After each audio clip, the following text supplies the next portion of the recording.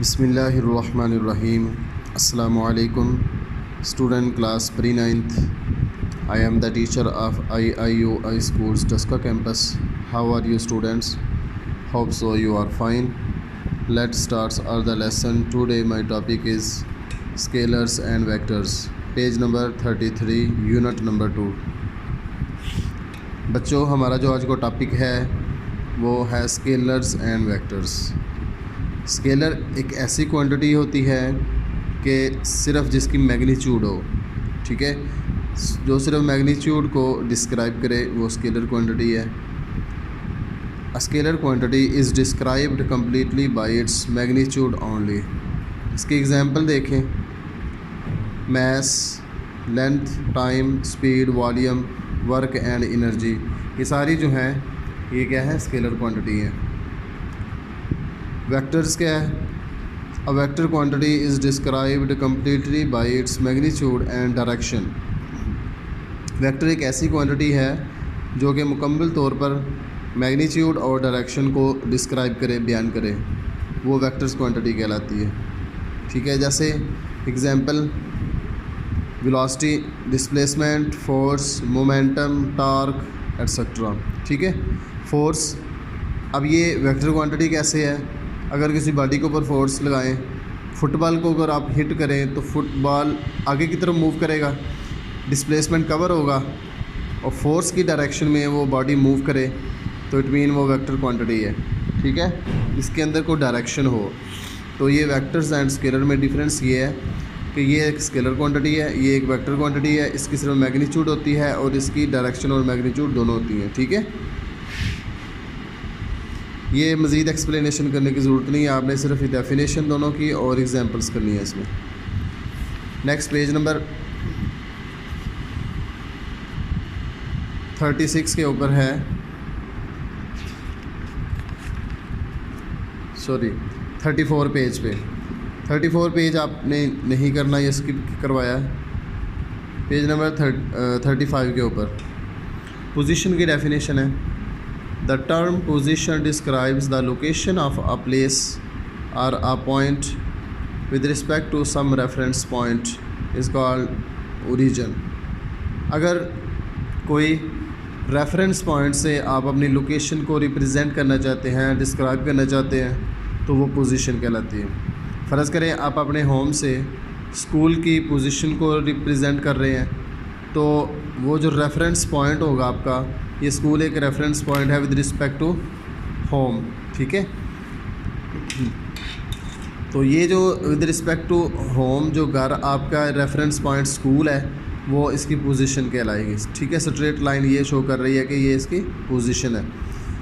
अब इसकी एग्जांपल ये देखें, you want to describe the position of your school from your home.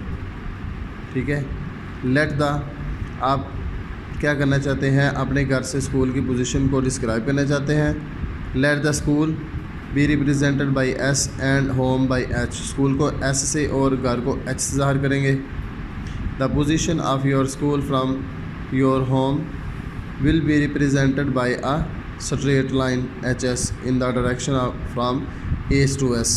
और ये जो आपकी पोजीशन को ज़ाहिर करेगी फ्राम एच टू एस, ये आपकी डायरेक्शन को शो कर रही है कि आपकी जो पोजीशन है एच टू एस है। ठीक है, और नेक्स्ट आ जाएगी डिस्टेंस एंड डिस्प्लेसमेंट। डिस्टेंस जो है, हमारे पास दो कोई पॉइंट्स हैं, उनके दरमियान जो है वो पाथ, उनकी लेंथ जो है वो डिस्टेंस को ज़ाहिर करती है। इसकी डेफिनेशन ये है, length of a path between two points is called a distance between those points. दो पॉइंट के दरमियान जो लेंथ होगी उसको हम कहेंगे डिस्टेंस। ठीक है, यहाँ आप डायग्राम में देखें, ये जो डॉटिंग लाइन आपको नज़र आ रही है, ये है डिस्टेंस। ठीक है, इसको ऐसे ज़ाहिर करेंगे। जबकि डिस्प्लेसमेंट क्या है? Displacement is the shortest distance between two points which has magnitude and direction. Displacement जो है एक शॉर्टेस्ट डिस्टेंस होता है दो पॉइंट्स के दरमियान, जिसको हम क्या कहते हैं, डिस्प्लेसमेंट कहते हैं, और इसकी मैग्नीट्यूड भी होती है और डायरेक्शन भी होती है। जैसे आप ये देखें डायग्राम में, ये शॉर्टेस्ट डिस्टेंस है फ्रॉम ए टू बी, यानी शॉर्टकट जिसको रास्ता कहते हैं, और इसको डिस्प्लेसमेंट कहते हैं। और वो रास्ता के जिसके अंदर बहुत ज़्यादा कर्व्स आ जाएं उसको हम डिस्टेंस कहेंगे, ठीक है। इसके एक्सप्लेनेशन आप यहाँ से करेंगे। Consider a body that moves from point A to point B along the curved path, जो आपको कर्व्ड पाथ नज़र आ रहा है। Join points A to B by a straight line, हम ए को बी से स्ट्रेट लाइन के ज़रिए मिला देंगे, ठीक है। The straight line A B gives the distance which is the shortest between A and B. This shortest distance has magnitude d and direction from point A to point B. This shortest distance d in the particular direction is called displacement.